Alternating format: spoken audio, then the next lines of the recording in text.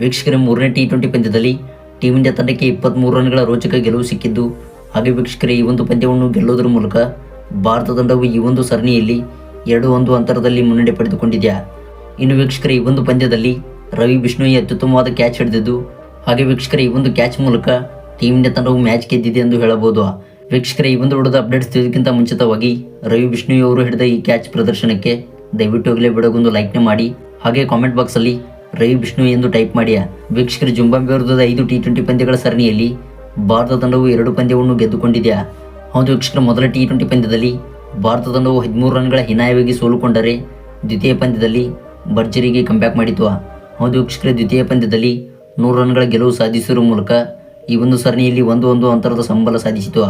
ಆದರೆ ವೀಕ್ಷಕರೇ, ಇದೀಗ ಜುಲೈ 10ರಂದು ನಡೆದಿದ್ದ ಮೂರನೇ T20 ಪಂದ್ಯದಲ್ಲಿ ಭಾರತ ತಂಡವು 23 ರನ್ಗಳ ರೋಚಕ ಗೆಲುವು ದಾಖಲಿಸಿದ್ದು.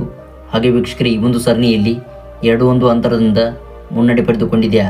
ಇನ್ನು ವೀಕ್ಷಕರೇ, ಉಳಿದಂಥ 2 ಪಂದ್ಯಗಳು ಜಿಂಬಾಬ್ವೆ ತಂಡಕ್ಕೆ ಮಾಡುವಿಲ್ಲ ಮಡಿ ಪಂದ್ಯವಾಗಿವೆ. ವೀಕ್ಷಕರನ್ನು ಈ ಒಂದು ಹೊಡೆದ ಡೀಟೇಲ್ಸ್ಗೆ ಬರುವುದಾದರೆ ವೀಕ್ಷಕರೇ, ಈ ಒಂದು ಪಂದ್ಯದಲ್ಲಿ ರವಿ ಬಿಷ್ಣೋಯಿ ಅವರು ಅತ್ಯುತ್ತಮವಾಗಿ ಕ್ಯಾಚ್ ಹಿಡಿದಿದ್ದಾರೆ. ಹೌದು ವೀಕ್ಷಕರೇ, ಅವೇಶ್ ಖಾನ್ ಅವರ ಓವರ್ನಲ್ಲಿ ಬೆನೆಟ್ ಅವರ ಕ್ಯಾಚ್ ಹಿಡಿಯುವುದರ ಮೂಲಕ ರವಿ ಬಿಷ್ಣೋಯಿ ಅವರು ಈ ಒಂದು ಪಂದ್ಯವನ್ನು ಗೆಲ್ಲಿಸಿಕೊಟ್ಟಿದ್ದಾರೆ. ಹೌದು, ಬಿ ಬೆನ್ನೆಟ್ ಅವರು ಎದುರಿಸಿದಂಥ 5 ಎಸೆತಗಳಲ್ಲಿ 4 ರನ್ ಸಿಡಿಸಿದ್ದರು. ವೀಕ್ಷಕರೇ, 1 4 ಬಾರಿಸುವುದರ ಮೂಲಕ ಈ ಒಂದು ಪಂದ್ಯವನ್ನು ಗೆಲ್ಲಿಸಿಕೊಡಲು ಬಿ ಬೆನ್ನೆಟ್ ಅವರು ಕಾತುರದಿಂದ ಕಾಯುತ್ತಿದ್ದರು. ಆದರೆ ವೀಕ್ಷಕರೇ, ಅವೇಶ್ ಖಾನ್ ಅವರ ಓವರ್ನಲ್ಲಿ ರವಿ ಬಿಷ್ಣೋಯಿ ಅವರು ಅತ್ಯುತ್ತಮವಾದ ಕ್ಯಾಚ್ ಹಿಡಿದಿದ್ದು. ವೀಕ್ಷಕರೇ, ಈ ಒಂದು ಕ್ಯಾಚ್ ಮೂಲಕ ಟೀಮ್ ಇಂಡಿಯಾ ತಂಡವು ಗೆದ್ದಿದೆ ಎಂದು ಹೇಳಬಹುದು.